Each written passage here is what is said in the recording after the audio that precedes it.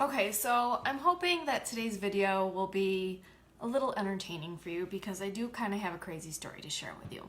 So I'm going to give you a little, it's not really a secret, but just giving you like inside tips on how bloggers like me like make money doing what I'm doing, right? Because that's usually the first question everyone asks me, how do you make money blogging? Okay, so one of the ways that people make money blogging is doing product reviews, and sometimes you get a product for free, or sometimes you get a free product plus some cash value, depending on what you will do for the company to share about their product. Hi Lynn, how you doing? How's everything going? How's the family? Nice to see that you're on. And so anyway, like people wonder like how are you making money? And so what companies email me pretty much on a daily basis, usually about some sort of product tip or new product that's coming out, whether it's a book or I don't know, makeup, clothing, there's lots of stuff.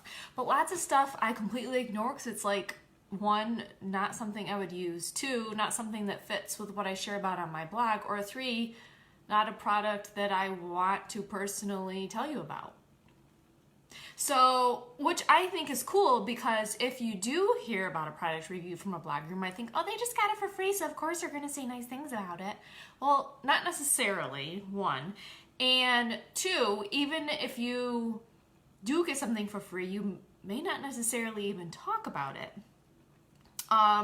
Because like if companies send out free products, there's usually like no guarantee that the blogger on the other end is going to do anything. So they just get the product and hope for a good review from that person. So anyway, my story is that I sent this out on an email, I don't know, I think it was in August when this happened to me. That there was a company that wanted me to, it's like a deal company. I'm not going to say the name because I'm not going to be a jerk about this. I'm just going to give you an example of a bad interaction with a product and what happened to me, and it has to do with an electric pressure cooker. So that's my crazy story. So anyway, there's a company that emailed me and they said, hey, we're a new deal site where you can get kitchen appliances at a great price.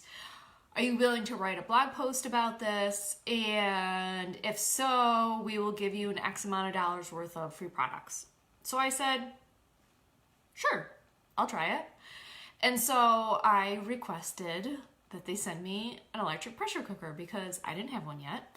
The Instant Pot craze is going a little bananas online. If you go on Pinterest, all the cool recipes are about using an electric pressure cooker.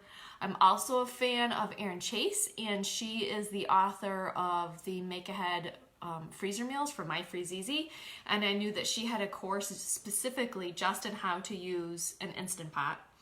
And I was like, okay, well, let's jump on board. I'm gonna get an electric pressure cooker for free. I'm gonna review, I'm gonna tell all my blog readers about it so they can get one at this amazing price, and it's gonna be awesome.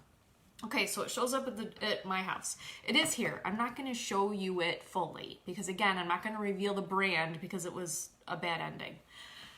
Kind of a bad ending.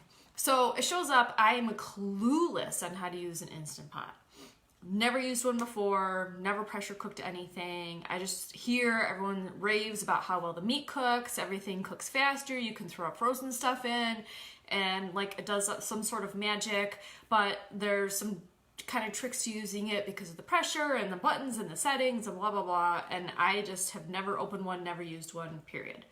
So it comes to my house and I open it up and I'm excited to use it, and so I read the instruction booklet, which I'm pretty sure I've thrown out. I wish I didn't, just for this so I could read you a sample, but this was clearly from a company that created this product in China, and the instruction manual was completely laughable because even though it was written in English, it was really not real English. It was like a bad translator English that made no sense. So okay, so there is a little like sample of the crazy language on the pressure cooker. Like there's a warning label. That's just, I'll read you part of it in a second.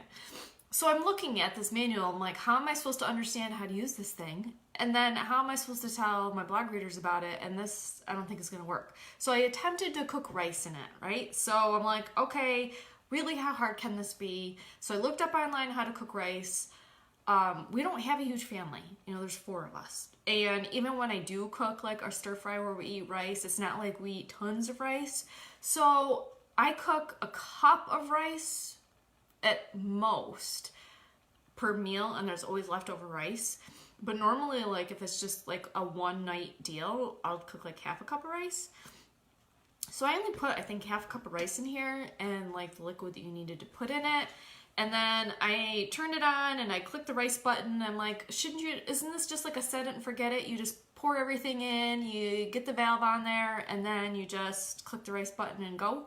Well, okay, so I did that, and then like the light was spinning and spinning, and then like there's some P's for, I don't know what it stood for, pressure pumping? I don't know. I just know that there's 2 P's and then all these lights going around and around, and then it did that, and then I kept like looking at the clock thinking, well, when is it done? Shouldn't there be numbers popping up? Shouldn't something happen? And then it just kept spinning and spinning and spinning and spinning. And I'm like, okay, the instruction manual is worthless. I think I'm about to burn the rice. And I finally just unplugged it and turned it off on my own later and was like, I don't think this is working. So either I have a broken appliance or I just don't know what I'm doing because the instruction manual is like in crazy English language that's not real English. And so this is like one of the few times I've gotten a product from a company where I'm like, no, I will not tell anyone about this. This is horrible. And I wasn't like jerky enough to leave an awful review on their website. Maybe I should have, but I didn't.